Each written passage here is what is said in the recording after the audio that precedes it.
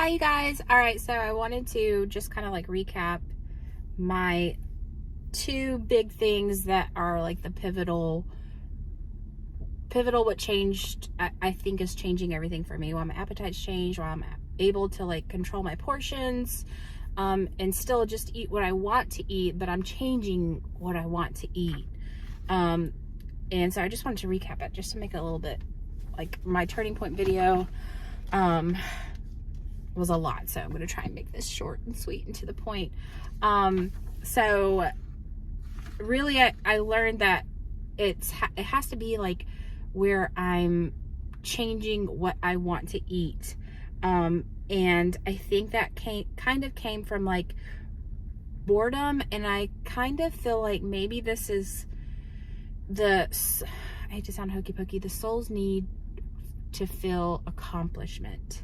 My soul's need to feel accomplishment, because the two things are like pushing myself to do things I don't want to do, and growth and passion. Like not just like pushing myself to do things in general, but then also pushing myself to do things that get me to my goals, and then have like a passion, and it doesn't have to be like a career thing, but just something that excites me, that I don't have to be like, okay, let's do this. Like it's something that I just naturally just want to do, which has been these videos. And every time I've like really gotten into making the videos and getting into this, I lost the weight. So those are my big things, like pushing myself, just making myself do things I don't want to do, growth, learning new things, growth towards my diet and exercise, learning the new things in the gym, better recipes on my diet, trying to get better at filming, just like things that go towards something that I just genuinely want. And then that's always, every time I've lost weight in the past, that's the common denominator, is growth, learning new things, and not just learning new things for the sake of it, but learning things that I'm like want to know and curious about, and all of that kind of stuff. So I think this is like a twofold thing, like where it kind of satisfies our dopamine. So dopamine is what makes us feel good. It's what makes us feel motivated. And like, I think when I don't have that like drive and motivation and doing things that genuinely interest me, that could have some potential future reward, that like, so it's working towards something bigger. When I don't have that, you know, that's what gives me dopamine. That's what makes me feel good. So when I don't have that, I can also get, I think this is like not a conscious, hasn't been a conscious thing in the past, but this is my theory, is like, since I wasn't doing those things that I just enjoyed, because it gives me dopamine, not because it gives me dopamine, but when I wasn't doing those things, it wouldn't give me dopamine. So then food can give me dopamine. Scrolling on social media and watching TV can give me dopamine because of like the excitement, and you know, just eating, you know, there's always joy. I hate to say the word joy, but there's always like, you know, it feels good to like dive into a pizza, or, you know, eat something that you just love eating, that feels good. And so I think that because I wasn't having those things, I would get that dopamine and those feeling good, that good feeling from food. And then it's twofold, because when I have those things that I'm excited about and working towards, it keeps me more active in the evening time, where, you know, instead of just coming home and being like, okay, let me just, what sounds good to eat, it's like coming home and like thinking about this YouTube channel and thinking about what I want to do. And somebody's bass is like super loud, and I hope it doesn't come across too loud on the video, but like, so now that I have that, it fulfills that need. And then that's why it's like, I don't even want the food anymore. I don't need the food anymore.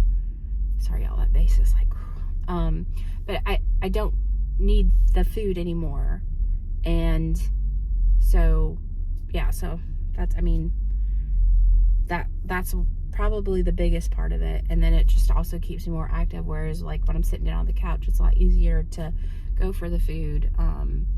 Whereas now, even if I'm like, don't want to be active, I just want to like relax, I'll be sitting down on the couch, but I'll be, you know, thinking about this whole process, like what I need to learn, like how do I get better at this? Building the skill of just pushing myself and always constantly learning and always constantly finding something new to learn. Okay, I'm trying to think of all the stuff that I want to say. Pushing myself to do things I don't want to do. It makes me feel good and accomplished. Oh, and then this was also a thing.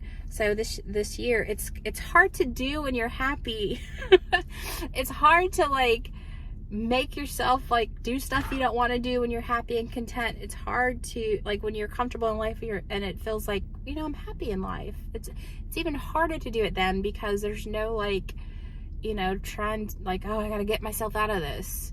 It's even harder to do when you're happy, like especially around like the wedding and, you know, getting married and you know, spending time with my husband. Like I feel happy, I feel good. Like it's hard to, you know, almost find that drive. Like I know I need to, like I want to feel better about myself, but it's also hard because it's like it's just hard when you're already happy because you're like, well, I'm happy, like, but I know for me deep down this is something that I really do want for myself, and it's better sooner than later.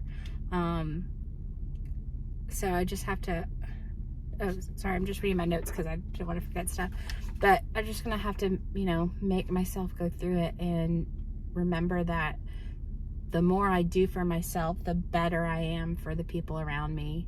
But it is hard when you're happy to like really push to, you know, do those things. So but I'm making myself do it, and it's like, hey, you know, something you don't want to do because you are content.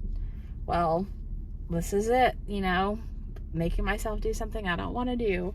And then let's see. And then another thing that helped me was, of course, DLPA. I don't know a lot about it, so I really am kind of timid to talk about it. But it does increase your dopamine. I may need to upload my video about when I quit my caffeine, because that was a big part of it. Like I didn't want to do anything. I was not motivated, and it's because of years of me drinking pre-workout. You know, I'm like so far off in the parking lot, but always, I guess people just cut through all the time. But I had taken pre-workout for so long, I think it killed my central nervous system. I lost a lot of motivation. Like I just didn't want to do anything. Like I knew I needed to, but I just was like, oof. And so I think the caffeine kind of killed my adrenals and all of that. So I did start taking DLPA, which has helped me with my motivation as well. But please do research on it if that's something that you're curious about, because I mean, that's like your brain chemistry and it is all like way over my head, so I have no idea how all that kind of stuff works, but it has helped me a lot. And that has kind of helped fulfill the dopamine needs, like to like kind of be more productive and push towards, you know, things that I want. Yeah, and that's really it. So always pushing, and then I don't know, I got cut off. And then just like, you know, the source of feeling good is just renewed every day by pushing myself outside of the comfort zone. So anyways, thank you guys for listening. I hope this kind of helped. But I think this is it for me, and just because I think that this is like right, like I think I got it, like I think this is it, is one thing, but I have to put it into action every day. And I just did a video about me just leaving the gym and being like, feeling good about it, and being like, oh wait, that doesn't mean I just don't have to push myself every single day. I still have to keep going. And so it's a learning process, and I'm trying to get to where it's just like habit, where I don't even think about it. Like in the gym, gotta push hard, you know, I'm in there every single morning because I gotta kick my own butt, otherwise, you know, I'll pay for it later. So and then one thing I did want to mention too that I thought about was, like, you know how they say everything is created twice? Like everything is created twice. It's first created in our head, and then it's created in the physical world.